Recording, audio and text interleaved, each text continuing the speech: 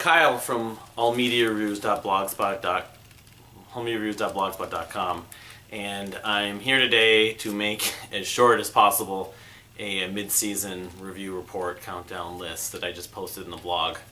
And I'm not going to talk about a lot of these records just for the sake of time.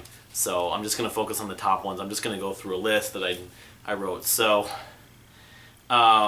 these are all the records that I included that were 3.5 stars. A few of them I can show, actually. A couple of them. I can show one that's not.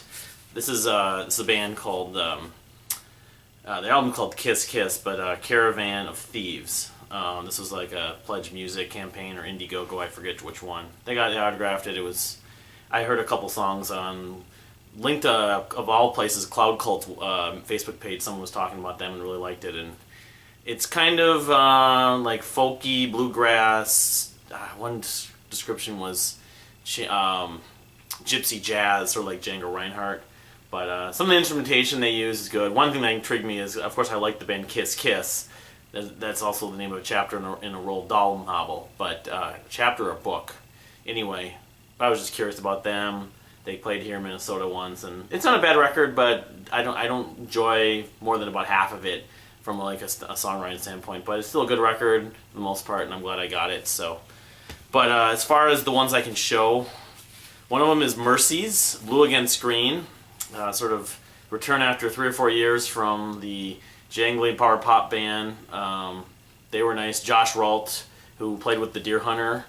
I don't think he actually was a member of the Receiving End of Sirens, at least on record, but I may have said that before. But anyway, he was with the Deer Hunter at one point, but this is a solo project or a side project. He and a couple former members of the Deer Hunter, the Dent brothers, did. Oh man, there's a few really emotional tracks on this record. I'd say We Tried, especially his like very soaring, dreamy, emotional vocals. Zalia, Open Ocean, tons of just barbershop kind of oohs and ahs harmonies on this. Vocal harmonies are among the reasons why I like it. The production is pristine too. So 3,000 Days, their first record from 2011, I love too. I'm not sure if I enjoyed this more than that, but it's still a very good record, very consistent record song to song, although I don't think the songs vary all that much in terms of style. But if you like that kind of power pop, if you're a Deer Hunter fan, I'd definitely recommend it. Blue Against Green from Mercy's, the second record. And he actually has a connection to Kimbra. He was a guitar tech for Kimbra's guitar tech, actually, Josh Ralt. Another one I bought, this is from a new band called Madam Officer, and features, among others, Dan Fury, who I know on YouTube and everything, and also his relationship with the band Caddisfly. So, but his band has a female singer. They're this new band, relatively new, called Madam Officer. Style-wise, I would sort of compare it to like Warpaint or Genders, who's also from Portland, Oregon, where they're based. But I mean, yeah, dreamy, kind of heavy, kind of atmospheric rock. You know, there's a little bit of a Tool influence there, and for whatever it's worth, I like a lot of bands that are influenced by Tool. Not actually being much of a fan of Tool, but yeah, there's certainly a promising new band. The songwriting's really good, and the production is very good, especially considering this is a very independent, kind of bare bones DIY release. So Madam Officer's self-titled EP, and there's no E, by the way, if you can see in their name. It's not M-A-D-A-M-E, it's just M-A-D-A-M.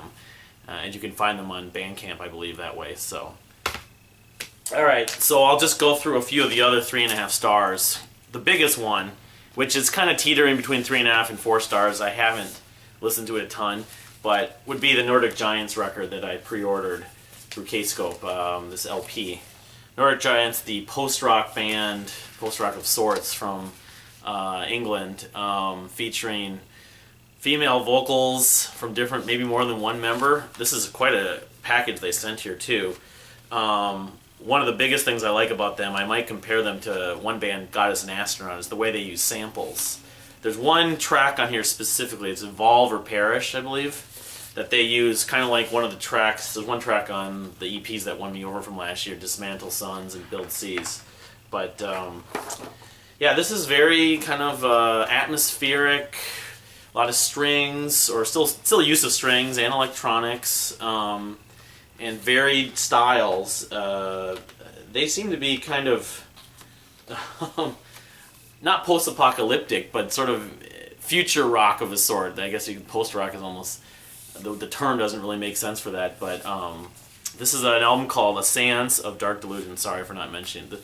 This is their debut full length. They had those EPs, but this is A Seance of Dark Delusions, and I've only listened to it 2 or 3 times, so I can't fully say. I just got in the mail today, so I can't fully say I'd put it higher than 3.5 stars at this point. But if I hear it more and listen more, I may find that it belongs higher. But it's still a very good record.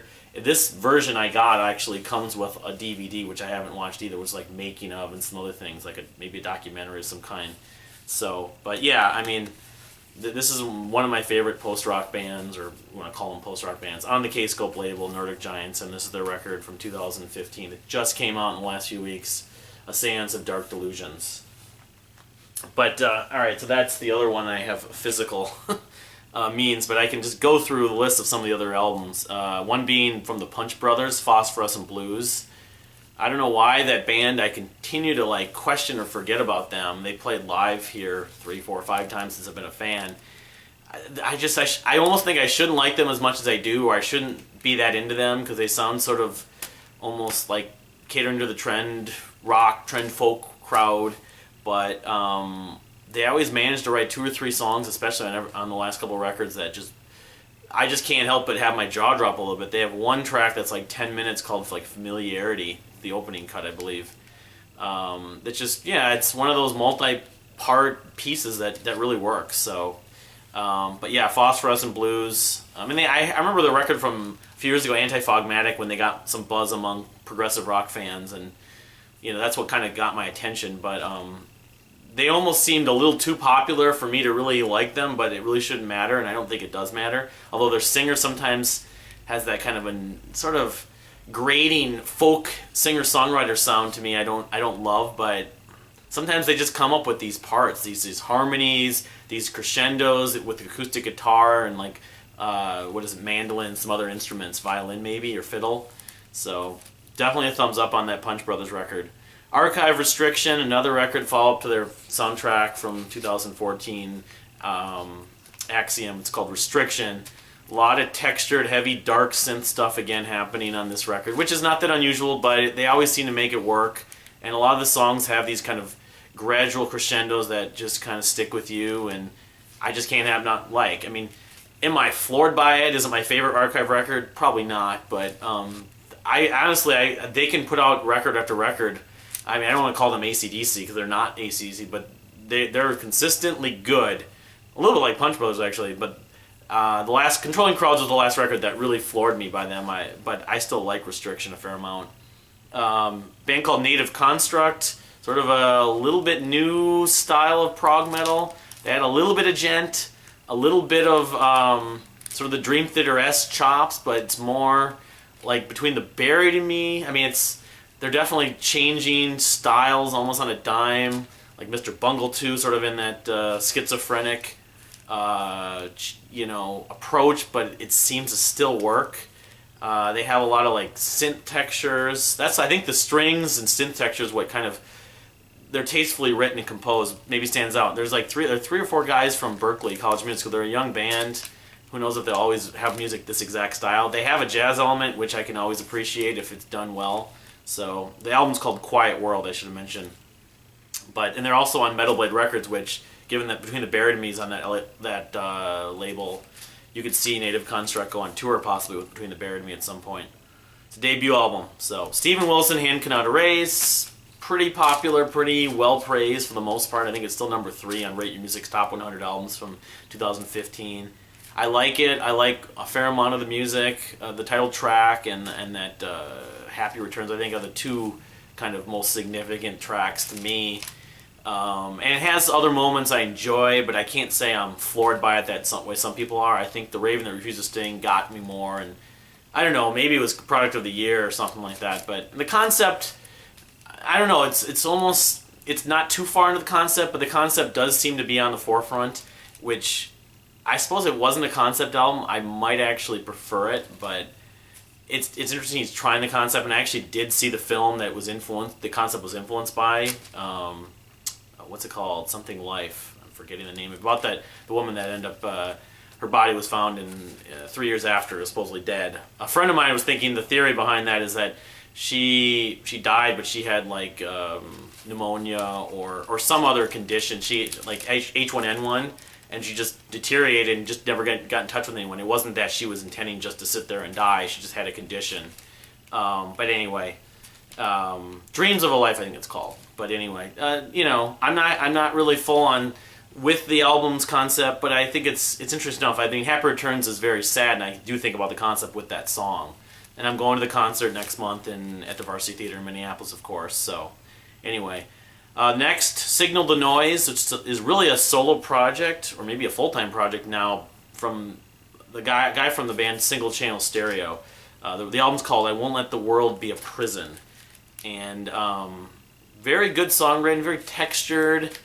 I mean, they're melodic at points, but it's just more of interesting songs with some energy. And lyrically, it's interesting. I don't know. I'd like to compare them to my latest novel because that's the band that they remind me. The music reminds me the most from Signal to Noise. But I don't know. Just kind of unexpectedly, I enjoyed it more than I thought. A lot of nice piano arrangements. It was just, I think it's mostly this one guy named Michael Downey who did almost all of it, if not all of it. The last early part of 2015, late 2014, I guess. So good record, you know. A jazz fusion group called Tigran Hamasyan, I think it's pronounced. Something like that. The album's called Mockroot. I've even heard some of the songs on Radio K locally here. It's jazz fusion, instrumental jazz fusion, very tastefully arranged. I've not listened to it tons of times to really say where I'd compare it to, say, my favorite jazz rock or jazz fusion, but I remember listening to it thinking, wow, that's pretty good. Wow, that's pretty good. That's pretty awesome. That little part right there, the piano arrangement, guitar solo, you know, like that drum fill. You know, it was pretty much, you know, I don't know if we'd call it the most original. I mean, maybe you could compare it to like Hiromi or something like that. But I know that this is like their third or fourth record of this artist. So this is not their debut record, but I'd say that they're probably, you know, fans of the Return to Forevers and Pat Metheny's of the world. So. But probably one I'm going to spend more time with because I've kind of slept on it a little bit, but I know I enjoyed it enough to give it 3.5. Thurisaz, The Pulse of Morning, definitely a record I've enjoyed. Again, I probably haven't listened to it as much as I would like, but I've only listened to it three or four times. It just came out a couple weeks ago, but it's the first record from Thurisaz, or from Norway, I think it is. I could be wrong on that, but I'm pretty sure I think that's Norway. They're Eastern European. The first record, The Pulse of Morning, Mourning, since the Cimmerian years from like 2011, so it's been a few years, just like Mercies and some others. It's been a few years since their last record, but I really was pretty impressed by this. I haven't really thought about this band for a few years, and suddenly this record kind of got me. A lot of really good melodic death metal with progressive elements. Like the first record I got into them from 2007 that I'm spacing on the title. Anyway, they used some samples, I remember, and some piano and some strings here and there, and but I like In Vain and some of the bands like that sort of do that sort of epic, you know, journey records, and Thurisaz is definitely one of those bands that's in that league. Definitely, I get the same kind of thing from. Not as many people seem to be into them or know about them, but anyway, maybe a record that I could even go up higher. Actually, I've enjoyed it. The Barnum Reserve, self-titled. Long awaited for a few years, at least in England. Band that has a very distinct singer, and they use some orchestral or chamber elements, including trumpet and piano and some strings. Pretty much every song I like on this. There's a song called Take Shelter at the end. I think that's the most interesting. It kind of has a multi-part little segue in the middle with some piano and some dynamics. But Barnum Reserve, another debut album that I'm enjoying and been looking forward to for a little while. And then Sheena Ringo's Izuru Tokoro, which they came out late in 2014 but still finds its way onto this list.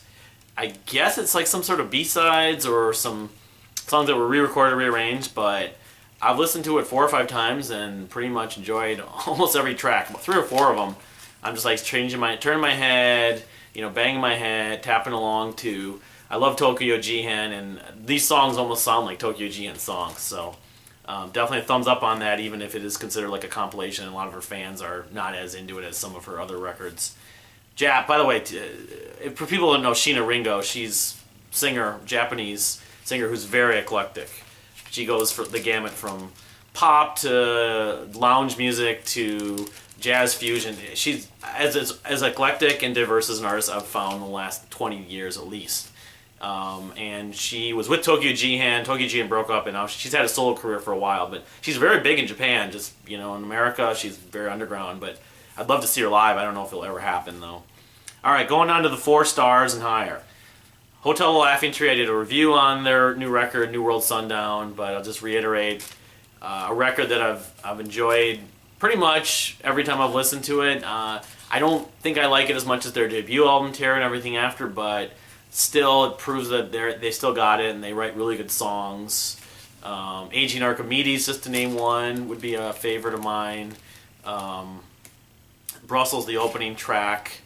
Just thinking off the top of my head, but New World Sundown is definitely a nice transition or progression for them, in that it's not identical to Terror and Everything After, but AJ Estrada's vocals are very upfront. A lot of great, nice organ, like Hammond B3 organ arrangements on a few songs, and I'm a fan because I love their previous work, and this record didn't disappoint. And to segue that, follow up, I'd say the same thing about the new Mew record, which just came out a little over a week ago. It's called Plus Minus. This has been 6 years plus for a lot of fans like myself, who I've been a fan of for almost 10 years now, 9 years, something like that. Anyway, the standout track to me is the song Rose, which is about a 10 or 11 minute song. Especially the ending, the last 3-4 minutes just kind of get weird and off, offbeat or minor key rhythms, and it's unexpected in a good way, and it's one of those sort of journey tracks, a little bit like Comforting Sounds. That was my original impressions. It reminded me of Comforting Sounds. The rest of the record on Plus Minus is every song I think is good. Some have gotten a little bit better with time. Satellite's the opening track. Yeah, it sounds like Mew. There's one song I mentioned that I think has maybe grown on me more than others. Clinging to a Bad Dream, that track, that has some nice echoing vocals. There aren't that many songs on Plus Minus to me that are just rocking, sort of really heavy bass driven. There's a couple, one or two, one of the other ones I wrote down, I believe, My Complications. But I think back to the Mew records. You listen to the records like Frengers and the Glass-Handed Kites. There's at least 3 or 4 songs on each one of those records that just have that punch. And I think this is more of a pop sort of ballady album at points, or just more mid-tempo in their songwriting approach. I know one of the members that left after Kites, that wasn't on their last record, No More Stories, rejoined. They work with the producer. I want to say Bo Madsen, but I could be wrong on that. Anyway, maybe I'm overrating it a little bit or not giving it enough criticism, but if it was really, really getting my just addiction, I'd probably be thinking it's maybe the best record this year, or close to it. But at the same time, I can't really be annoyed by any song on here. It's just more of that. It's like No More Stories in a sense, in that it seems like listening to all the songs at once, I get more from it, other than Rose. A couple other singles are good, like Water Slides, and they leave an earworm for me, but I don't know. I'll give it another 6 months and my feeling may go up or down about it, but right now I give it 4 stars barely.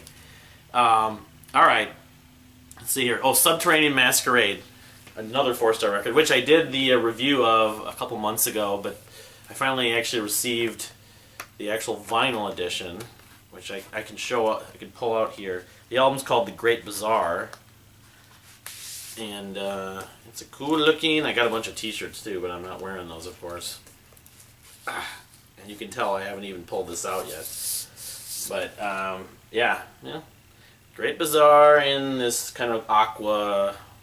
Call this aqua? I think we'd call it aqua. It's got the little faces on the cover. So, but Subterranean Masquerade. I mean, I like the fact that I've noticed that, put this back in here so I don't ruin it, that I've seen a lot of attention to them, probably more than I would have expected. But it's been, I mean, for the most part, people are liking it, but they're not blown away by it. Which I was kind of assuming that this would just be a cult release and not many people would really know about it. You know, I want to get this in here. But maybe I'll pull up the actual plastic too. And I think the best part about this record, or one of the best parts about it, I have the CD as well, but is the way they used Middle Eastern instrumentation at points. I mean, they have the saxophone, which was on their first record 10 years ago, Suspended Animation Dreams. But they added some other, like bouzouki and Turkish bouzouki, and I'd have to look through this whole thing. Maybe that's for the end of the year thing. I'll be more versed on all the different instruments that glockenspiel, chauffeur, okay, mandolin. Yeah, there's definitely some Well, I mean, they don't include on the vinyl, but the CD version, the digital version, includes the 2 tracks Home and I'm forgetting the other name of the other bonus track, which has a mandolin part, which is a cover of the Mission song, Mission UK from the 80s. But no, I mean, I'd say that it just doesn't disappoint me. It's not a long record. It's like 45 minutes. That's why they got it onto one LP.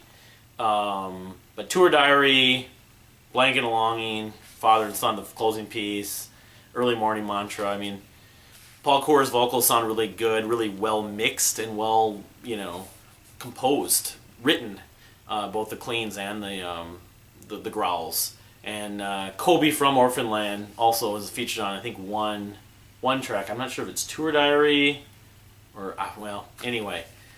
I mean, I really enjoyed this record. Totally glad that it took them after 10 years because Paul Coor's busy with November's Doom, and I'm glad that they finally got it out after 10 years. And this probably the next record they put out, assuming they do put out another record, won't be 10 years from now because they seem to be more together in how to actually put out a record as opposed to back in the late 2000s, which it was sort of up in the air. So anyway, 4 stars on Subterranean Masquerades, The Great Bazaar. And all right, yep. So.